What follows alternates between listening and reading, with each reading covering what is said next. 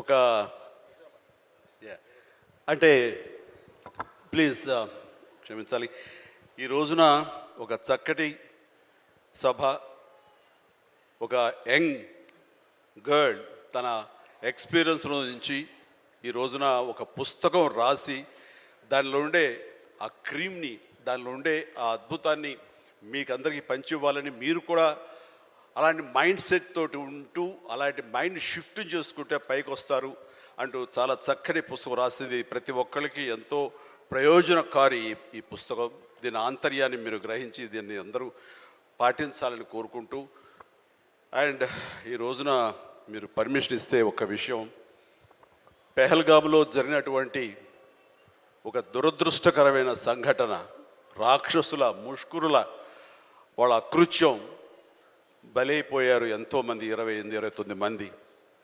ఈ సందర్భంలో మన రాష్ట్రం నుంచి ఒక 2 యువకులు వాళ్ళకి బలైపోయారు.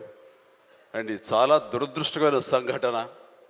అలాంటి బాడీని ఆయన రిసీవ్ చేసుకుని వారి కుటుంబాన్ని పరామర్శిస్తున్నారు. మరో పక్కన ఇక్కడ తెనాలి అనుకుంటా, ఐ హోప్ పవన్ కళ్యాణ్ కావలి వెళ్ళి పవన్ కళ్యాణ్ వెళ్ళి వాళ్ళని పరామర్శిస్తూ వాళ్ళకి మానసిక స్థైర్యాన్ని, ధైర్యాన్ని ఇవ్వడం కోసం తమ వంతు కృషి చేస్తున్నారు. అండ్ వీళ్ళు చేసినటువంటి ఈ ప్రయత్నాన్ని మనస్ఫూర్తిగా నేను అభినందిస్తూ, అలాగే ఆ కుటుంబం 50 మందికి, అలాగే ఇతర రాష్ట్రాల్లో ప్రాణాలు అర్పించినటువంటి ప్రతి ఒక్కరికి హృదయపూర్వక నా కండోలెన్సెస్ని, సానుభూతిని తెలియజేస్తూ వాళ్ళ ఆత్మశాంతి చేకూరాలని సభాముఖంగా నేను కోరుకుంటున్నాను. ఇది సందర్భం కాదు తెలియదు, కానీ మనసు కలిచివేస్తుంది.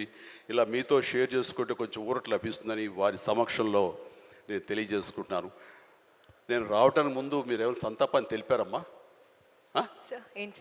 సంతాపాన్ని తెలియజేశారు ఇంతకుముందు? సో వారి సమక్షంలో ఒక 2 నిమిషాలు నిలబడి మనందరం మౌనం పాటించి వారికి మన నివాళులు అర్పిద్దాం.